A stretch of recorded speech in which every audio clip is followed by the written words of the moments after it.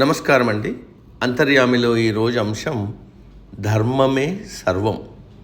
మనకు అందించిన వారు KVSS శారద గారు. వినిపిస్తున్నది మీ విజయభాస్కర్. ధర్మం పాటించండి అనే మాట సాధారణంగా వినిపిస్తుంది. 2 అక్షరాల ఈ పదం వెనుక చాలా పెద్ద భావం ఉంది, లోతైన వివరణ ఉంది. చేయదగిన పని, లక్షణం, స్వభావం, పద్ధతి, తగినది, దానగుణం అనే వివిధ అర్థాల్లో ఈ పదాన్ని వాడతారు. సమాజంలో ప్రతి వారికి ఏదో ఒక చేయదగిన పని ఉంటుంది. విద్యార్థి, ఉపాధ్యాయుడు, ఉద్యోగి, పౌరుడు, సేవకుడు, మిత్రుడు, భర్త, భార్య, రాజు, సన్యాసి, ఇలా ఈ లోకంలో ప్రతి ఒక్కరికి ఆచరించవలసిన పనులు ఉంటాయి. వాటిని సక్రమంగా చేయడాన్ని ధర్మం అంటారు. కారంగా ఉండటం మిరపకాయకు, తీయగా ఉండడం చెరుకు సహజ లక్షణం. దాన్ని కోల్పోతే వాటికి విలువ ఉండదు. కాబట్టి అవి ఎప్పుడూ ఆ ధర్మాలనే కలిగి ఉండాలి. స్వభావం అనే విషయానికి ఒక ఉదాహరణగా ఈ కథ చెప్తారు. నీటిలో కొట్టుకుపోతున్న తేలును రక్షించే ప్రయత్నం చేస్తున్నాడు ఒక సాధువు. ఆ ప్రయత్నంలో ప్రతిసారి అది కుడుతూనే ఉంది. అది చూసిన ఒక ఆయన పదే పదే కాటేస్తున్నా కూడా ఇంకా దాన్ని ఎందుకు రక్షించే ప్రయత్నం చేస్తున్నావని అడిగాడు. కుట్టడం దాని ధర్మం, ఆపదలో ఉన్న వాటిని రక్షించడం మానవ ధర్మం. ప్రాణాపాయ స్థితిలోనూ అది మన ధర్మాన్ని వీడనప్పుడు నా ధర్మాన్ని నేనెందుకు వీడాలి అని సాధువు తిరిగి ప్రశ్నించాడు. అలా ఉంటుంది స్వభావ ధర్మం.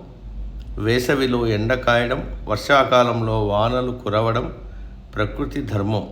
క్రమశిక్షణతో మెలగడం మానవులకు. ఇలాంటి వాటిని పద్ధతి అనే అర్థంలో వాడతారు. అవి గతి తప్పితే కలిగేవి అనర్థాలే. ఎదురుగా ఆకలితో ఉన్న వ్యక్తి కనబడితే మొదట అతడి ఆకలి తీర్చిన తర్వాతే తన ఆకలిని తీర్చుకునే ప్రయత్నం చెయ్యాలి. అది సక్రమంగా నిర్వహించడమే తగిన పని. ఇలా తగిన పనిని ధర్మంగా చెప్తారు. రంతిదేవుడు ఆచరించిన ధర్మం అదే. వీటన్నింటినీ మించినది దానగుణం. లేమిలో ఉన్న వాళ్లకు చేసే సాయం ఒక్కటే దానంగా భావిస్తారు చాలామంది. అది సరైనదే. అవసరమైన వారి అవసరాలను తీర్చగలగడం కూడా దానగుణం కిందికే వస్తుంది. ఇక్కడ పేదరికం ప్రసక్తి ఉండదు. విద్యార్థికి విద్య అందించడం, అవసరాలను తీర్చడం, అనారోగ్యంతో బాధపడే వారికి అవసరమైతే అవయవాలు ఇవ్వడం లాంటివి కూడా దానమే. ఇలా చేసే దాన గుణాన్ని ధర్మమనే అంటారు. హృదయ నిర్మలత్వం, సత్యం, శాంతి, దయ, అహింస, ఉపకారం, సానుభూతి మొదలైన గుణాలు ధర్మానికి అవయవాలుగా పండితులు చెప్తారు. పురుషార్థాలు 4. అవి ధర్మ, అర్థ, కామ, మోక్షాలు అనేవి. వీటిలో మొదటి స్థానం ధర్మానికి కేటాయించారు. దీన్ని బట్టి ధర్మానికి ఎంతటి ప్రాధాన్యం ఉందో అర్థం చేసుకోవచ్చు. ఇలా చెప్పడంలో ఆంతర్యం, మిగిలిన 3 సాధించాలంటే మొదట ధర్మాన్నే ఆచరించాలి. అది తప్పనిసరి అని.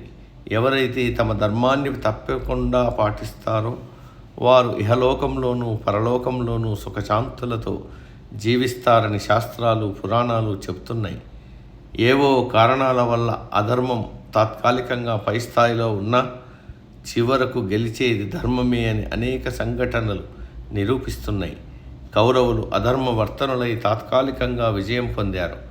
కానీ పాండవులు ధర్మానికి కట్టుబడి ఉండడం వల్ల కురుక్షేత్రంలో విజయాన్ని సాధించారు.